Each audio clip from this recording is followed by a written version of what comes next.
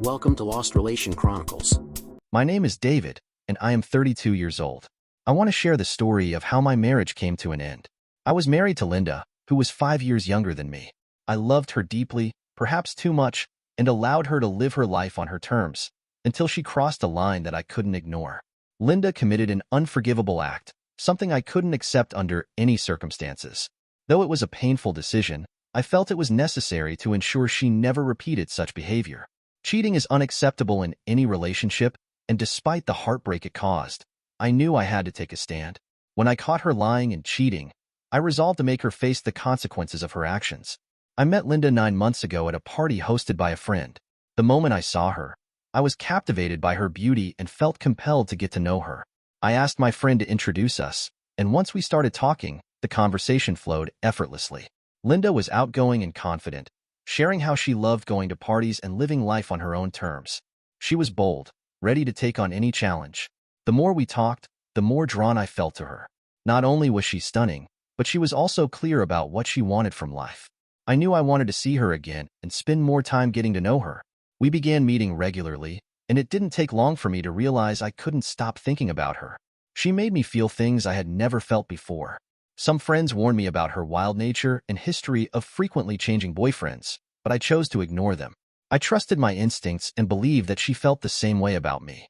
After just 6 months of knowing her, I was certain she was the one I wanted to marry. To make my intentions clear, I planned a romantic getaway to a private island. Linda was impressed by the elaborate preparations I had arranged just for her. One evening, as we enjoyed drinks at sunset, I decided it was the perfect moment to propose. With my heart racing, I popped the question. Linda's eyes lit up, and she instantly said yes. She hugged me tightly, tears streaming down her face, and told me it was the best day of her life. Our wedding was nothing short of a royal affair, making us the talk of the town for nearly a month. Everywhere we went, people spoke about our grand celebration. The media coverage was overwhelming, with news outlets and social media buzzing about our fairy tale romance. It seemed like the world was captivated by our love story, and even strangers would stop us to share their congratulations and well wishes. The outpouring of love and support made us feel incredibly blessed and grateful. On our wedding day, Linda and I made an unconventional decision to maintain separate rooms for our belongings. While we shared a bed at night, we agreed to continue living our lives much as we had before marriage. We both acknowledged that we had married quickly and hadn't spent much time getting to know each other beforehand. This mutual decision gave us the space to find a natural rhythm in our relationship. We believed that maintaining our individuality and personal interests was essential for a strong and lasting bond. By giving each other space and time to pursue our hobbies and goals, we thought it would allow us to grow both as individuals and as a couple. We rarely interfered with each other's schedules or kept tabs on one another. I was often preoccupied with my business and appreciated the simplicity of our arrangement, trusting Linda to take care of herself and communicate if she needed anything. This mutual trust and independence created a healthy balance in our relationship, fostering a sense of freedom and autonomy. It also deepened our respect and admiration for each other, laying the foundation for what we believed would be a strong partnership. We believed that by prioritizing our own well-being, we were ultimately strengthening the foundation of our marriage. Linda wanted to celebrate our marriage with her closest friends, so I arranged a 5-day cruise for her and her 5 best friends. I didn't feel the need to join them, as my presence might make them feel awkward. I had no hesitation in fulfilling any of Linda's wishes, as long as I could afford them, because her happiness meant the world to me. I trusted that giving her the freedom to enjoy this special time with her friends would make the experience even more memorable. I was confident she would have a wonderful time creating lasting memories. After our marriage, Linda continued living much as she had before, going to parties, coming home late, and sometimes stumbling into bed completely drunk. One evening, I sat her down to talk about her behavior. I gently asked if something was bothering her, or if there was a reason she was struggling to adjust. She admitted that everything about this new life was overwhelming for her. Linda explained that she hadn't grown up with the privileges I had, and stepping into the role of a wealthy man's wife felt like an entirely different world. I tried to understand her perspective and decided to give her more time to adapt. After all, I wanted her to feel completely at home in this new chapter of our lives. However, 3 months into our marriage, things still hadn't changed. Linda maintained her separate room, though she often expressed her love for me, and we shared passionate moments together. Despite the physical intimacy, there was an emotional distance between us that I couldn't ignore. I began to wonder if deeper issues were causing Linda to keep her guard up and maintain this sense of separation. I wanted her to trust me fully and feel at ease in our home, where she truly belonged. I started contemplating whether I should have a candid conversation with her about my concerns and unhappiness. Would she understand my perspective and work with me to bridge the gap? I decided to give it another week before approaching her for an open and honest heart-to-heart. I believe this would be the best way to address my concerns without causing unnecessary hurt. One day, I came home early to retrieve some papers for an upcoming meeting. As I entered the house, I noticed Linda wasn't home, likely out with her friends. I was about to grab my papers from my room and leave when curiosity got the better of me. I decided to take a look at Linda's room, hoping to find something that might help me understand her better. As I searched through her things, I came across one of her lipsticks, which accidentally fell to the floor. Bending down to pick it up, I noticed a piece of paper tucked under the dresser. It seemed important, so I carefully pulled it out. It was an invitation to a private party. Curious, I opened it to read the details. The party was being held in Linda's honor and was organized by a group of men. What struck me most was the note at the bottom of the invite. To the most beautiful woman ever, who deserves the love of every man in the world. The venue listed was a private villa owned by one of my business competitors. Suspicious, I decided to see for myself what this party was all about. On my way there, I called Linda to check where she was. She casually told me she was at a sleepover with a friend and wouldn't be back until the following evening. I had no reason to doubt her. I'd always given her the freedom to do as she pleased, and I trusted her implicitly. Yet, the circumstances around this party didn't sit right with me. Determined to uncover the truth, I drove to the villa. When I arrived, I parked outside and took a moment to observe. The gate was unattended, so I let myself in. As I walked down the path, the loud, cheerful music grew deafening. Cars lined the driveway, and as I neared the entrance, I spotted Linda's car parked among them. My heart sank. She was at the party, not at her friend's house as she had claimed. Instead of knocking on the door, I decided to investigate discreetly. I walked along the villa's exterior, searching for a window I could look through to see what was happening inside. I continued walking along the villa and spotted a window with its blinds open. Carefully, I approached, ensuring I remained hidden. Peering inside, I saw a group of men standing around, drinks in hand, laughing loudly. The music blared, drowning out their voices, making it impossible to discern what they were saying. As I observed, I noticed something unsettling. The men were scantily dressed, with many bare-chested and some in just their underwear. They were all fixated on something below their line of sight, something I couldn't see from my position. Confused and uneasy, I couldn't fathom what Linda could possibly be doing at such a gathering. Just as I was about to give up and ring the doorbell, something caught my attention. Rising from the ground was Linda, standing in the center of the group, wearing nothing but her panties, her hands provocatively covering her chest. My heart froze. I felt a wave of numbness wash over me, unable to process what I was witnessing. Before I could convince myself that I had misunderstood the situation, one of the men approached Linda and kissed her. She looked around, laughed, and the rest of the men began cheering and hooting. Rage and despair boiled within me. My instinct was to storm inside and take Linda away, but as I marched toward the door, a thought stopped me. Realizing the stakes, I returned to the window and began making note of everyone present. There were 6 men in total, all of them my business competitors, along with Linda. The sheer betrayal burned inside me, but I knew that acting impulsively could ruin me. I couldn't afford to let these men mock me or use this situation against me. Clenching my fists, I decided not to intervene at that moment. Instead, I resolved to plan my next steps carefully, ensuring that both Linda and the men would face the consequences of their actions. With a heavy heart and my mind swirling with anger and frustration, I walked away from the villa, got into my car, and drove off like a man possessed. The images of what I had seen were seared into my mind, and I knew I couldn't let this go without a reckoning. I had given Linda everything she ever wanted and more. I was attentive, generous, and passionate in our relationship. Our intimate life was vibrant, filled with wild and exciting moments, both day and night. Despite all this, she had chosen to betray me in such an extreme and degrading way. Trying to rationalize Linda's behavior felt futile. It wouldn't change what had happened. Instead, my thoughts turned to how I could make her and those men pay for what they had done.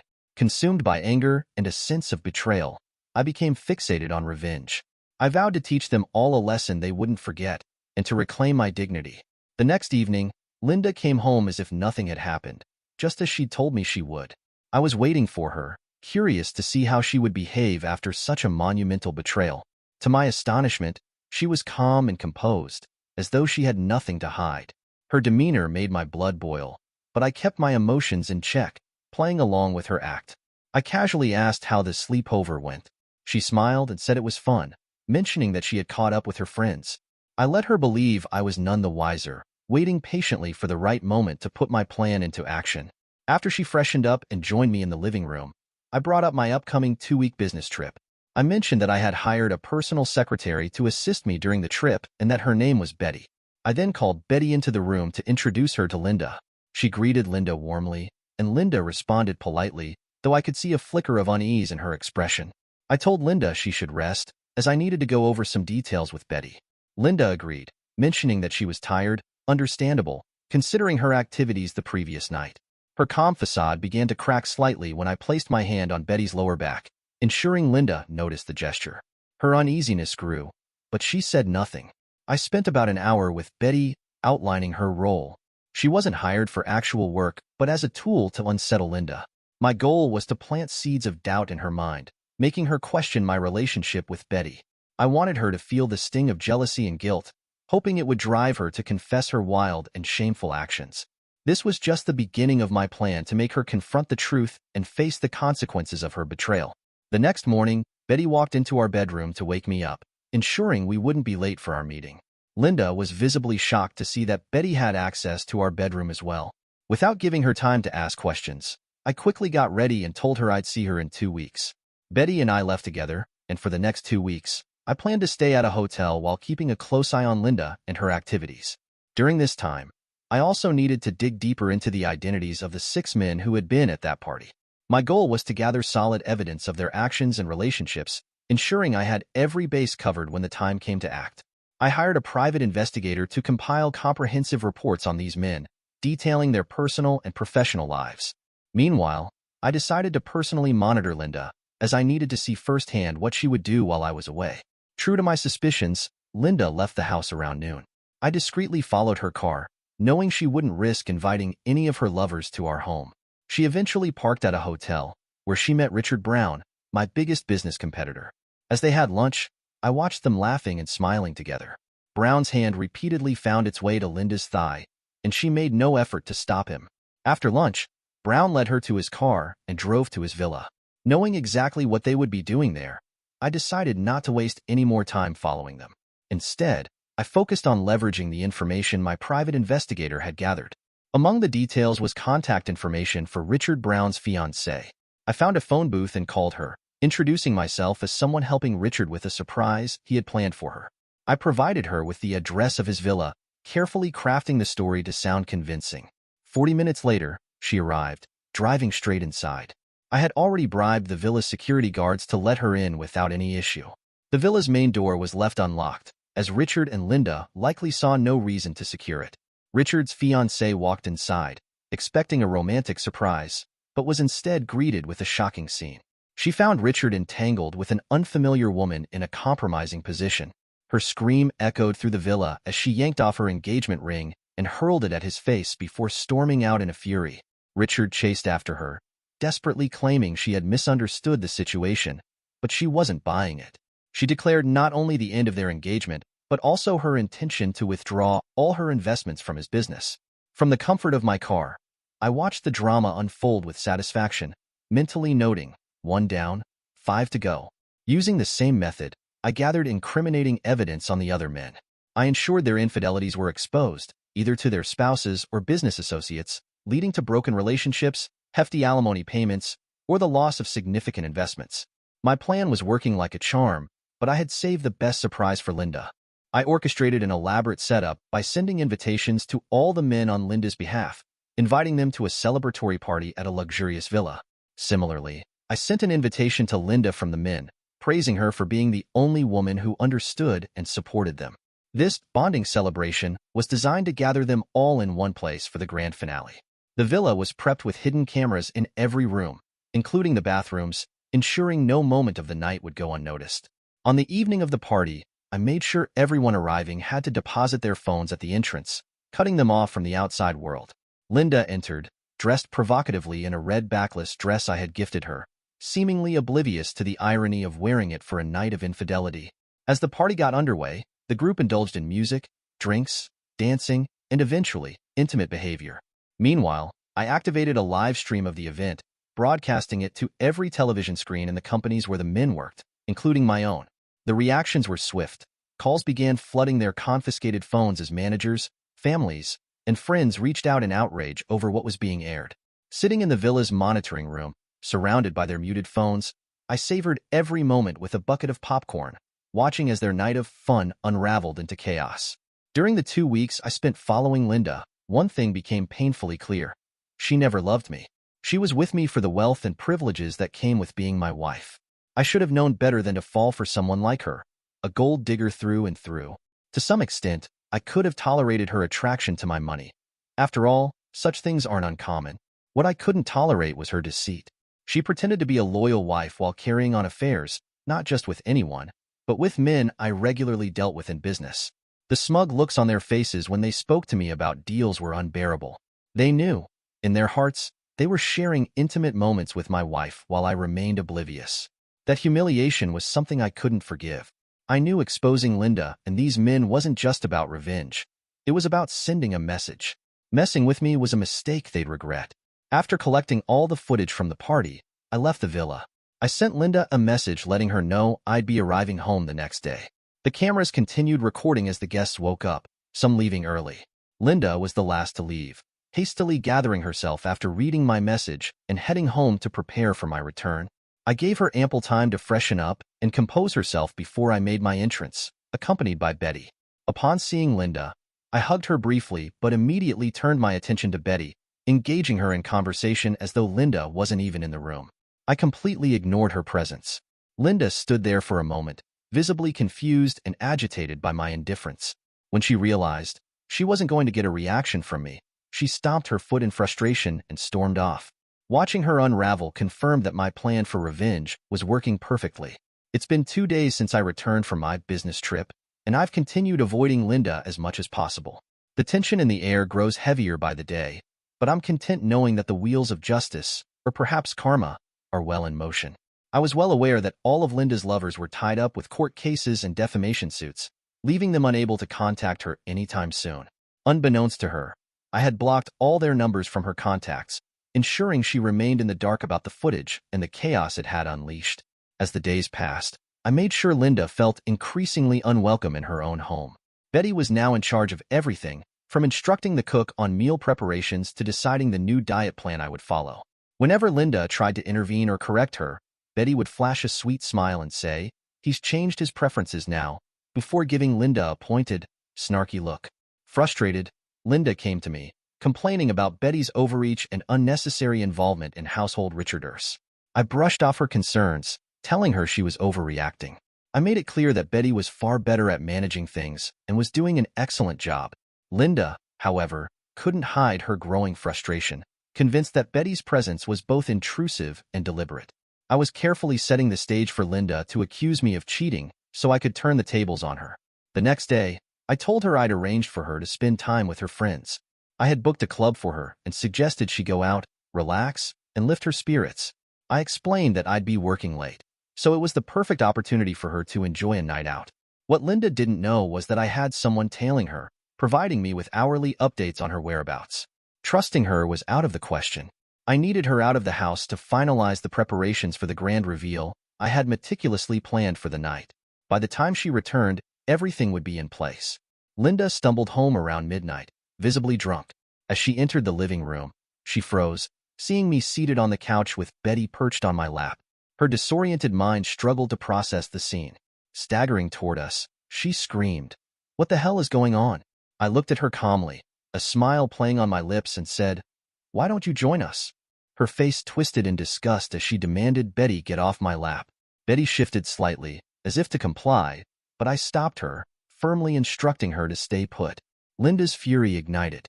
She pointed a shaking finger at us and shouted, "I knew something was going on between you two from the moment she set foot in this house." Linda was fully aware that she was no longer just my personal assistant. I couldn't help but smile at her audacity as she tried to accuse me of cheating, when she was doing exactly the same thing. I turned to Catherine and casually told her to leave us alone, motioning toward the home theater. As Catherine left, Linda struggled to follow me, carefully walking to avoid tripping. She finally stood beside me as I switched on the TV.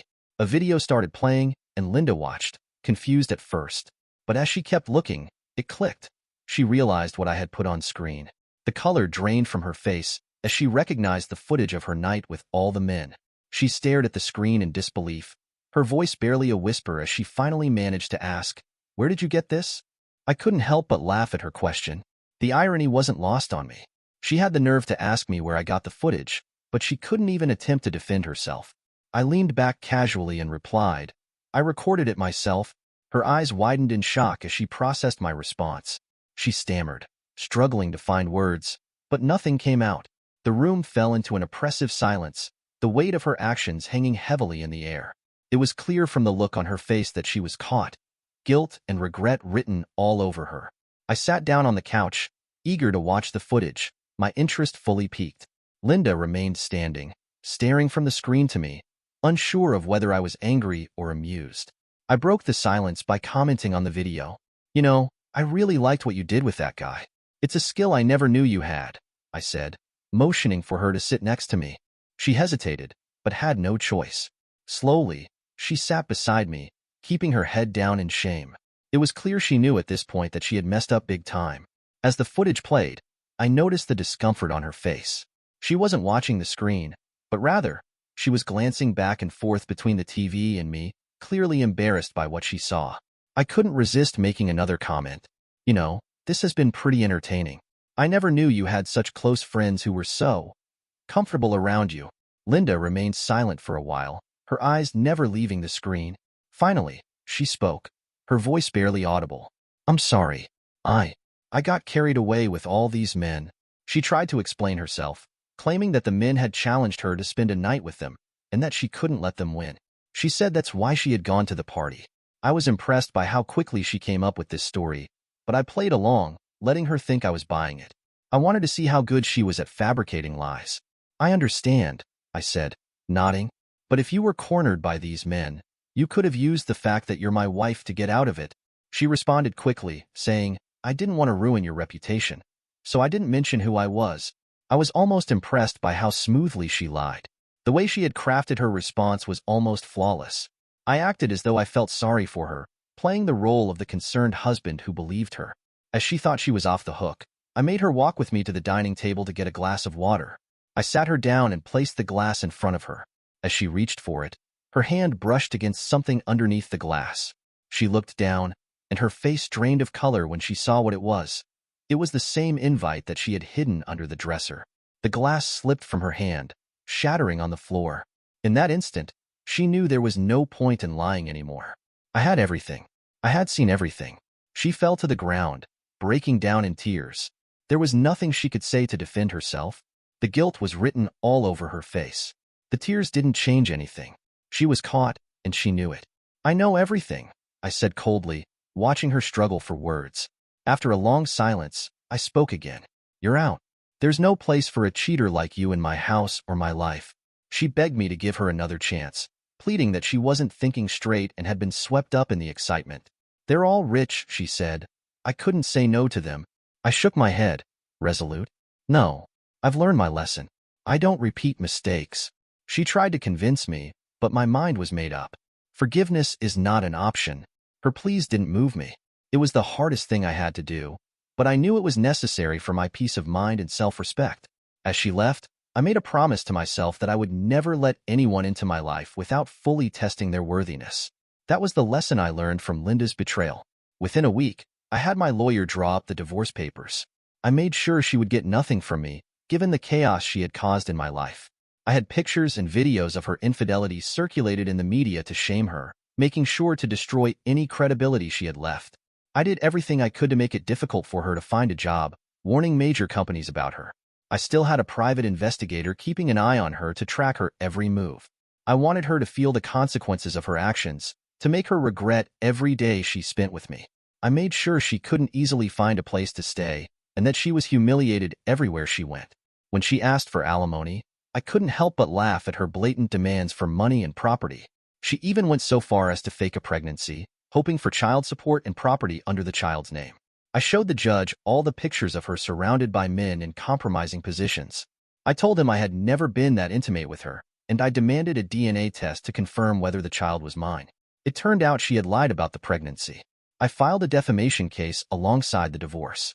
She pleaded with the judge, claiming she had no money or income to pay me. Well, she should have thought about that before she decided to betray me.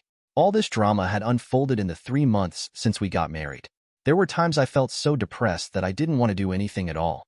But I carried on, determined to see it through to the end. Linda was the first person I thought would be different from all the other women I had encountered. At first, she didn't seem like a gold digger, but it turns out all she really wanted was my money and property. I now understand why she hesitated to share a room with me from the start. She wouldn't have been able to hide her deceitful actions if we had been living together. It's a painful realization, but I'm thankful I discovered her true intentions before things became even more complicated. I can now truly relate to the saying, love is blind. For me, it wasn't just blind. It was also untrustworthy. I know the road ahead will be tough. She didn't just destroy my marriage. She also tarnished my reputation. I can feel the judgment in the way people look at me as I pass by. Some of them pity me, while others seem to mock me for being fooled by a woman who was cheating right under my nose. It's disheartening to experience such scrutiny, and the weight of this betrayal is overwhelming. Navigating through the aftermath of this devastating revelation is more challenging than I ever imagined. After my divorce, a strange and unsettling series of events began to unfold. One by one, the 6 men Linda had been involved with mysteriously found themselves in violent encounters outside various clubs around the city. The first incident occurred late one night outside a popular downtown nightclub. A well-dressed man, known for his smooth charm, was found lying on the pavement, his groans of pain echoing in the quiet alley. Doctors later confirmed that he had suffered severe trauma to his testicles, ruptured beyond repair. Within a week, he disappeared, quietly leaving the city with no explanation. Then, just days later, another man, known to frequent a high-end club in the city's bustling district, was found in a similar condition, bruised, battered, and nursing an injury that left him unable to walk properly. The same pattern continued, with each lover suffering the same fate. They all shared one thing in common. Their testicles were ruptured beyond repair, and now their lives would never be the same. Word spread quickly, and the men who once flaunted their relationships with Linda were now living with the consequences of their actions. Each of them, too proud to admit the truth, quietly packed up and left the city for other places, far away from the prying eyes of anyone who might have suspected their involvement. No one spoke of what had happened to them, but the rumors were enough to keep them away for good. Some say the violence was a message, an unspoken warning to anyone who crossed a certain line, a line that Linda's lovers had unknowingly crossed. But in the end, all that remained was the mystery of their departure and the strange silence that followed their exit from the city. Dear listeners, please share your thoughts in the comments section below, and don't forget to like, share, and subscribe.